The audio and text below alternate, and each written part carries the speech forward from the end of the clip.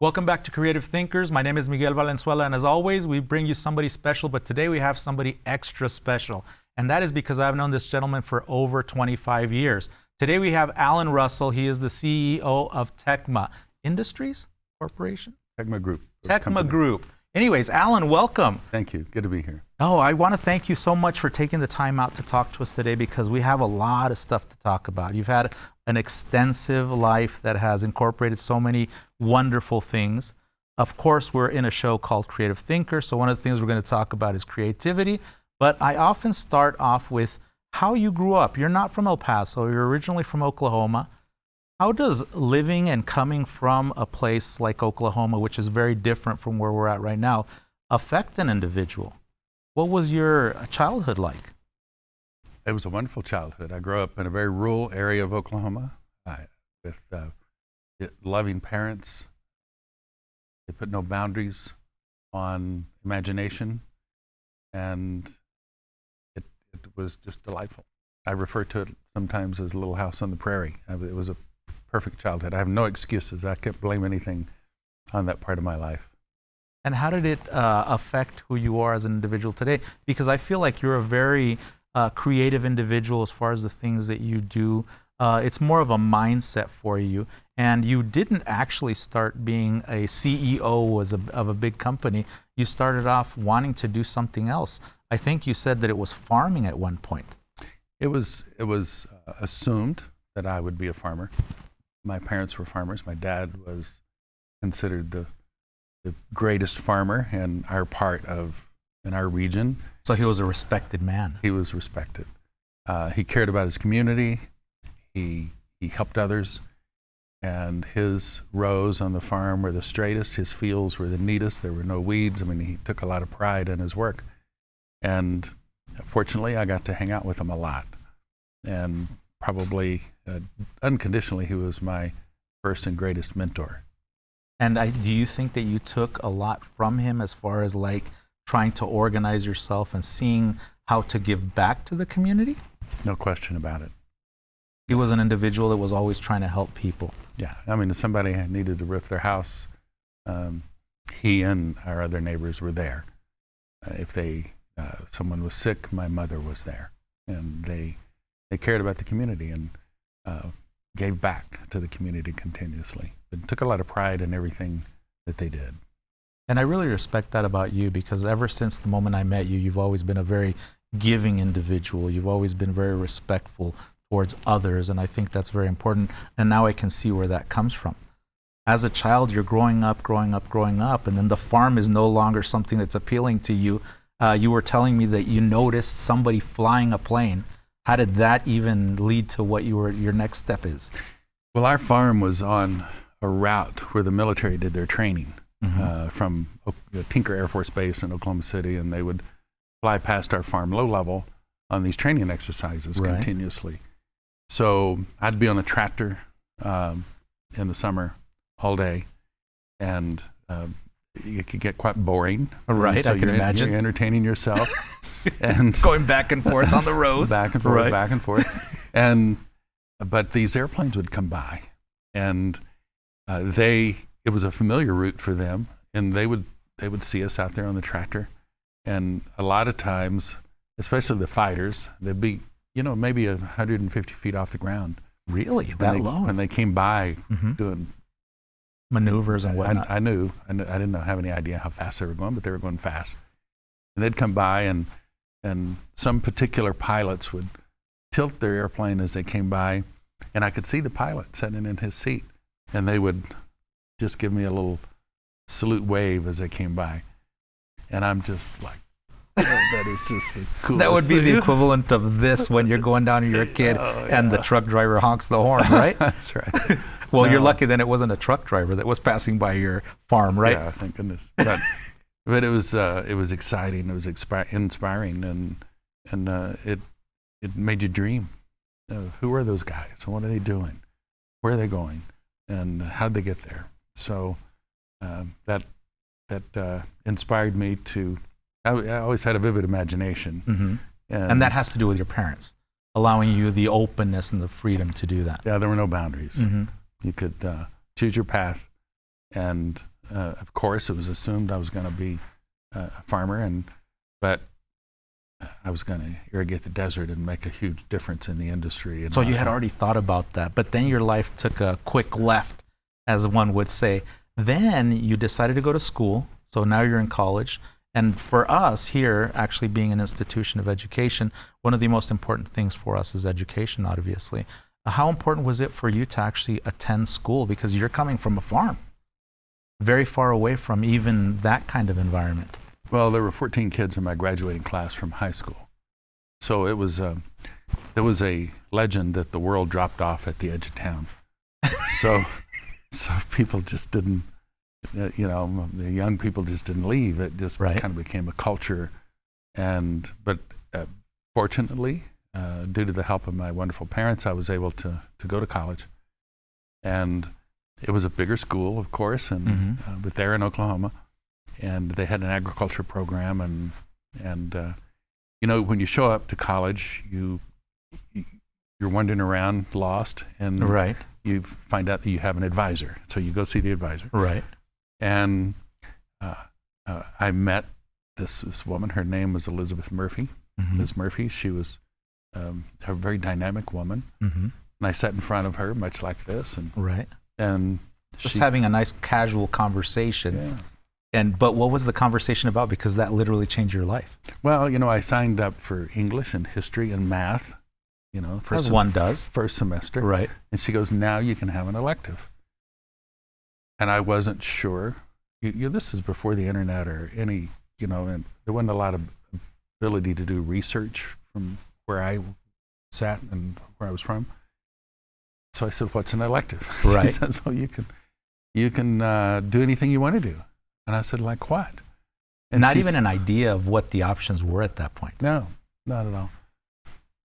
And she says, well, you could come to my ground school class. And I didn't know what ground school was. There's another question, right? Yeah. What's a ground school? And so she taught aviation on campus. Okay. And so now later I found out that she just wasn't a casual advisor. She was a WASP. And what does that mean? That could be a derogatory term in some international settings, but in this situation, a WASP was a woman air service pilot. It meant that during World War II, she was a pilot in the Army Air Corps. Which wasn't a norm. It was rare. There were maybe 300 women. I don't know those numbers exactly, but everybody was on duty during the war. Right. And these dynamic women went to flight school and learned to fly, and they weren't allowed in combat in those days. So maybe carry, equipment or something like that. They ferried airplanes from the factory to the military bases where they were going to train. They would ferry them across the ocean to their various bases. And you can imagine the challenges that a woman had in those days to do that. Right. So I obviously had a lot of admiration for her. Correct. I went to her ground school class, first day. She told us what we were going to be studying, which I found interesting. And I'm thinking to myself, I can be a crop duster, which would tie into my agriculture. Because you're still in that mindset. Yeah. So I can spray our own crops, and that would make a lot of sense. Right. Youth can rationalize anything. Correct. And to the best of their ability. That's right. Within their realm of knowledge, of course. Yeah. So she said, those of you that are going to be flying, this is the end of the class, those of you that are going to be flying need to go to the airport today at 1,400 hours to meet your instructors.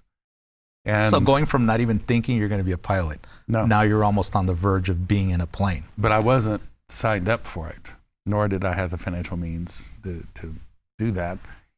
But I did figure out when 1,400 hours was.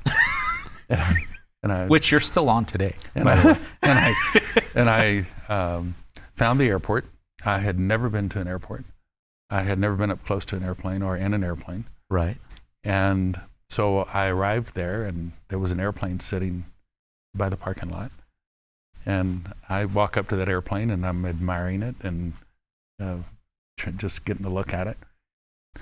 And the door flies open. There's nobody else there. Right. And I'm 17 years old, and this 19-year-old comes popping out of the building, And he goes, hey, introduced himself, very gregarious. His name was Kurt Helling, and he's later became a mentor and a best friend. But he said, so you want to go flying? And it was a aha moment of, what's it going to cost, how to do this, and so it was $16 to go flying, and I was able to, I had a checkbook, I wrote a check for $16, and we went flying. And my life began changing at that moment. I went home that weekend and told my parents I was going to learn to fly, I was going to be a crop duster, and it was going to be part of my agriculture. Right. And you had to make some sort of an excuse at that point. Yeah, well, it was my rationalization. Right, right. And I think my parents, as giving and wonderful as they were, they thought it would probably pass. It was just a fad. It was just something I've stumbled into. Who becomes a pilot? Yeah, exactly. Right. And what do they do? Yeah. So when I was flying with Kurt the first time, I'm flying around looking at the farm fields and the irrigation and the greenery and the tires on top of trailer houses. Right. And I couldn't believe all these tires on top of trailer. I learned later that kept the wind from rippling the metal on the trailer houses. But just those observations. And I looked at Kurt and I said, if you could make a living doing this would be great. And he goes, you can. And I went, how? And he goes, you can be an airline pilot. He said, that's what I'm going to do. And I went, really? He goes, yeah, it's a great career. Was that something that you hadn't even, I guess, pondered or thought of that existed at that point? I didn't even know what that meant. Well, first time at an airport, right? Right. So I can imagine immediately your gears start turning. Yeah. And thinking of the possibilities. Of course, I knew what an airline was, but the idea of being a pilot for them and everything was kind of far-fetched. And so I ended up, with my parents' help, and selling some of the cows that I had accumulated. I was part of the Future Farmers of America, and I was state farmer of Oklahoma. So I had accumulated some livestock, and as an investment, I assume. Well, I was breeding and raising calves, and of course, in my dad's world, you never sold your cows to pursue. That was sacrilegious. Yeah, it was not a very cool thing, but he let me do it, and of course, with additional support, I began flying and taking lessons. How did that open other doors or avenues for you? Because one could say, I'm going to become a pilot, but I'm only going to stay there. This is what I'm going to do.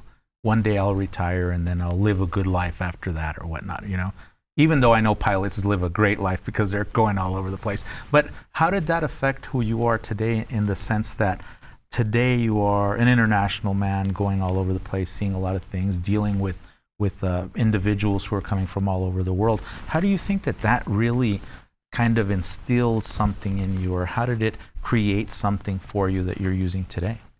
Well, it was an eye-opener. All of a sudden I'm traveling, I'm meeting like-minded people, people far advanced than me and their way of thinking and their pursuit of their careers. Right. So it started evolving and waking me up. I was pretty shy. I was right off the farm, had not met a lot of people, and just the other 14 students and their parents. Right. So it started becoming a real eye opener, and as I loved flying and aviation. So when you love something, you get good at it. Right. And so I was passionate about being good at it and correcting and being and excelling in everything I did. And that led me into other opportunities, because I was had the attitude that I would fly anything, anywhere, anytime. Right. If I could get it started, I could fly it. Really? And I was just passionate about being in the air and the freedom that it brought. And it was an eye-opener. I started flying for hire. I started as an instructor for the university, both on campus and in the flight school Mm-hmm. as an undergraduate. I was still a student, and I'm building hours, building experience, flying different kinds of airplanes, meeting all these students from all walks of life that are now going out into the world and making their own mark. Mm-hmm. So eventually that led me to Continental Airlines. Wow. International flight? Well, Continental Airlines had a base in El Paso. So That's how you landed here. that's how I landed here. No pun intended, right? They sent me to school. I was, I think, 22, 23 years old at the time. And Vietnam was over. The economy was changing. Mm-hmm. The airlines started hiring people.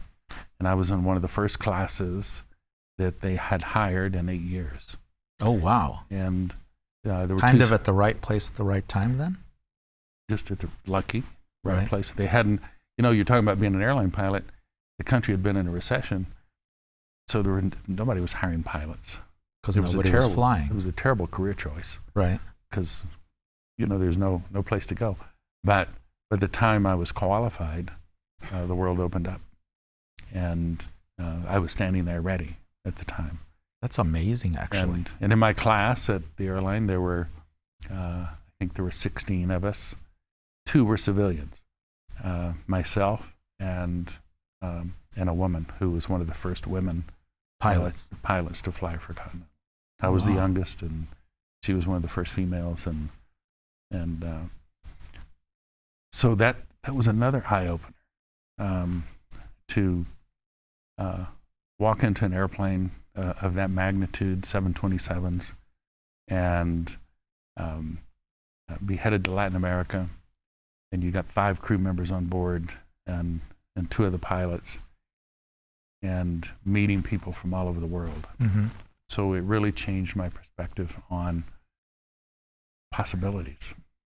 Yeah, one of the things that I always say to all my students and anybody that I meet is I always talk to them about how important it is to allow yourself to have these adventures. If you're able to go to the corner, to the store, to take a drive, you never know where that's going to lead you because you never know who you're going to meet at that corner, at that store, at that place.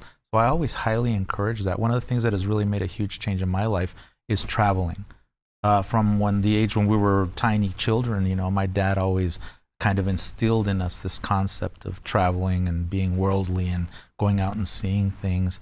So that allowed you to meet people, and you actually met the partner when you guys started the company, because I believe he was also a pilot, if I'm not mistaken. And we're talking about Dick, right? Dick Azar, yeah. Mhm. Richard M. Azar. He was a World War II bomber pilot. And was that the connection for you? Well, after I arrived in El Paso, I got my real estate license and I had a lot of free time. Right. Because becoming an airline pilot was a really busy endeavor. Mm-hmm. Being one was less, I had a lot of free time. Right. I had weeks off during the month because you Really? were required to have this rest time. Oh, okay. And so Like your many hours on, many hours off. that's right. Oh, okay. And there were all kinds of rules of how many hours you could fly in a 7-day period or in a 24-hour day, those Mhm. kinds of things. Mm-hmm. So youth and nervous energy, I was looking for other opportunities. And I got my real estate license, started trying to develop other avenues and passions, sources of income, Mm-hmm. and looking for my niche, Mm-hmm. where I was going to be. I think I knew at an early age that being an airline pilot was not my career path. Wow. It was a wonderful place to be, and it Mhm. was a wonderful time to be there. But I could tell that it wasn't fulfilling for where I wanted to be and where I wanted to go. Did you see it as it was a school, but as a school for life as well? No question about it. So they sent me to school to learn how to fly these big airplanes and how to conduct myself as a professional within that organization Right. to meet their expectations. Mm-hmm. And they hired me to be a captain. They didn't hire me to be a co-pilot. Right. They're intending for you to be there and to progress through Mhm. the system. Mm-hmm. But in the airline world, if you are the best pilot that there'd ever been, in an airliner, you're in a seniority system. Okay. There was no Right. no acceleration or reward or next steps any faster than anyone else for being the best. And so Did you feel limited? it just wasn't a very motivational environment. No, wonderful people. I loved who I flew with and who I met, and it was, you know, we had some outrageous experiences that I'll never forget. And of course, our history and things that we go through make us who we are. Oh, absolutely, 100%. And so it opened my eyes. I was becoming more gregarious. My imagination was running. My definition of the future was evolving and changing very rapidly during those years. And at what point did you either decide or come to that crossroads, that fork in the road that led you to what you're doing right now with TECMA? Well, or tell us a little bit about TECMA first. In a nutshell, what is it? Well, let me tell you how I got there. Okay. There was a lot of changes in the economy. We opened up these routes into Latin America, and then there was deregulation. There was a recession. The airlines are pulling back and changing things. Then there was a hostile takeover in the airline by some individuals that wanted to take over the airline from the original founders, and it was causing stress among the workforce, the pilots and the flight attendants, and there was all this talk of being on strike and taking a stand. And that's not why I went there. I went there to fly. And the political nature of things that evolved became discouraging. Right. So I started looking for other places to focus my energy. I flew checks for banks at night, moonlighting. I flew charter. And this is all out of El Paso? All out of El Paso. Wow. And I'm still an airline pilot, but I'm selling real estate, flying checks at night, flying the routes for Continental, and just staying busy. And there came an opportunity in our real estate business. It was growing and expanding. Right. And I met another mentor and in that industry. And so I took a leave from the airline. Oh, wow, at that point, because of the turmoil. You're saying right now is the time for me to kind of You know, the give turmoil myself some probably space. was a problem with motivation, but then the opportunity of the real estate business was a draw. So it really wasn't because of the turmoil, but Right. it was the excitement of being over here. And that led me into another path. And my dream was, at that time, naive, that I would go make my fortune in the real estate business. And then when I got close to retirement, I'd come back and fly because I love flying, and that would be a wonderful place to spend your last years of your career, would be flying the big equipment. Right. Maybe it'd be a supersonic SST to Europe, or some exciting thing would be going on, and I could be there. Right, right. But that didn't work out. The airline ended up going bankruptcy, and everything all changed. But I was on leave that whole time. And so I just turned and focused 100% on my real estate business. Okay. From real estate, how did you get into what is now manufacturing? Well, 1986 happened. I call that the Allan Russell Reform Act of 1986. What happened on that year for Allan Russell? It was the tax laws changed, Okay. and thus the real estate industry changed very quickly, very rapidly. And it became obvious that for the next years, real estate was not going to be a productive endeavor. Oh, okay. You know, I had little capital, little ability to weather a storm. So it was time to look for possibly another career path. So because of my real estate business, my partner and I had built a community here in El Paso called Cielo Dorado. Right. And that is a place where everybody could keep their little airplanes at their house. I had seen places in Florida where people could keep their boats at their house, and I thought it was so cool. And back on the farm, I could land my little airplane I had a little airplane that I paid $900 for. Okay, so when I say I had an airplane, That was a possibility back then. yeah, and I had to borrow the $900. Okay, so But you did it. so, but I could land the plane on the farm at the house, and my mother got the biggest kick out of it. She was always waving her dishcloth when I would fly over, and that was her windsock, and it was just a energizing, fun thing to do. Right. So when I got here, I wanted to do that, have a place where I could keep the airplane. That evolved into, I had no idea how expensive land was in a city like this. So there was not enough money. I couldn't possibly buy enough land to have a runway. And So what did you guys do? well, we ended up designing the concept in the Upper Valley, and then it had to be a big enough piece of land to have a runway, which is the better part of a mile long. Jeez. So it had to be a lot of land. Therefore, we had to break it up. We had to sell pieces to other people. That was, so we became real estate developers. Oh my gosh. So Now, do you think that it is because you had the idea that forced you to then do what you did? Or Yeah. was it something that you already had in mind? No, it was the idea of wanting to keep my plane at the house. Wow. And that's how it evolved. And now, Cielo Dorado is a beautiful place to live. Right. And the houses have taxiways to the back of their house. Where And everybody has their own hangar or most- tied down or something. Most of them right? have a plane. And Right. They can come and go. It's a wonderful place to be. And But you didn't just do that, because I recall you talking about the Amigo Air Show and a few other things that you did. So you kind of had your hand in a lot of different things. And I feel like that's one of the things that absolutely has helped you diversify in your way of thinking. Do you agree with that statement? well, no question about it. It is. Everything happens. I didn't dream of having an air show, but Mr. Azar, who I consider one of my greatest friends and mentors, after a line of other mentors that got me to that point, Right. he and a group of friends flew to Harlingen, Texas, to the air show for the Commemorative Air Force.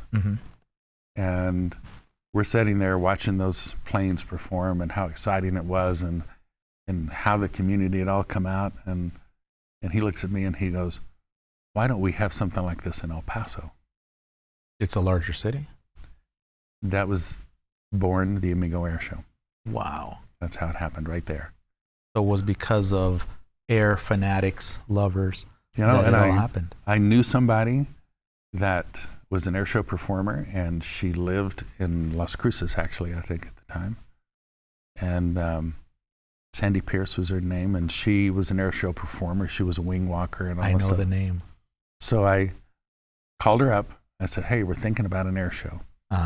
And she showed up on duty, and away we went. And with a whole lot of community members, a large, very influential and productive board of directors made it happen. It was not a one-man show. This Of course. This involved a lot of very talented people, a lot of money to raise, negotiations with Biggs Army Airfield for the first time to use a military installation for a civilian air show. Oh, really? It was a big deal. And So negotiating is another part of what you do. So we run out of time very quickly on the show I'm because the sorry. conversations just kind of just flow very quickly. But explain to us what you do as far as TECMA is concerned. okay, TECMA, the original name stood for Technical Contract Manufacturing. Okay. The idea was there was a place for a company on this border. We could see the collision of the tenacious manufacturing culture of the United States and the more mañana culture of the Mexican worker.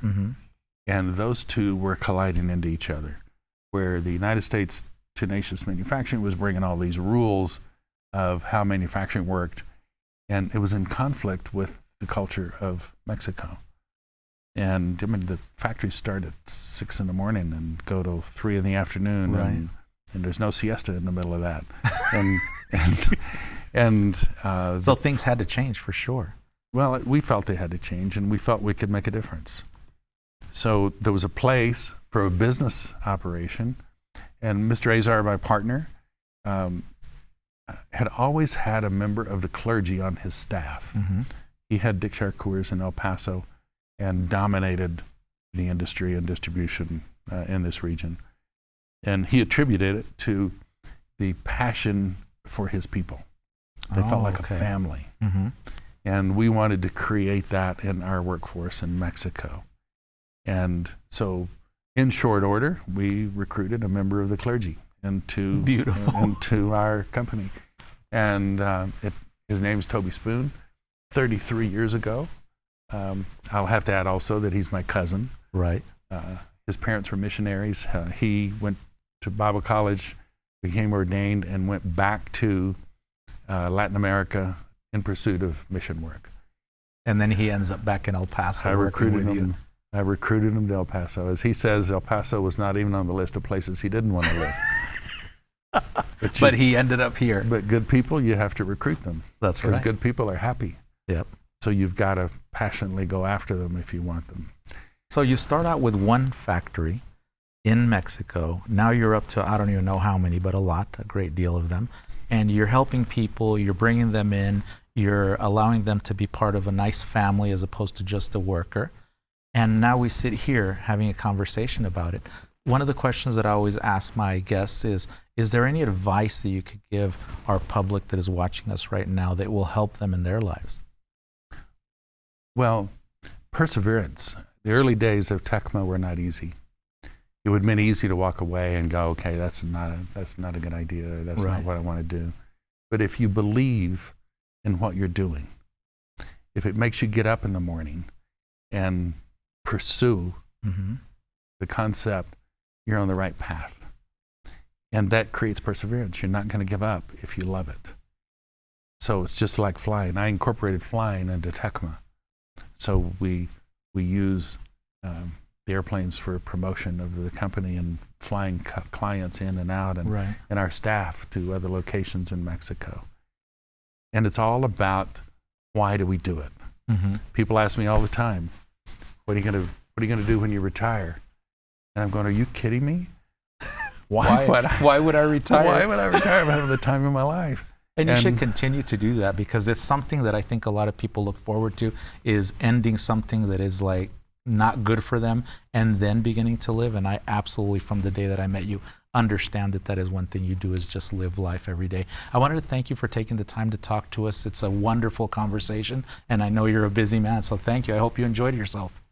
It's been great. I hope I didn't ramble on too long. No, not at all. And I wanted to thank you guys for joining us once again. We're always going to bring you somebody special to talk to us so you guys can learn from them. If you guys want to get in touch with me, you guys can email me at mvalen31@epcc.edu. And once again, you're watching Creative Thinkers, and my name is Miguel Valuel. We'll see you next time. Thank you.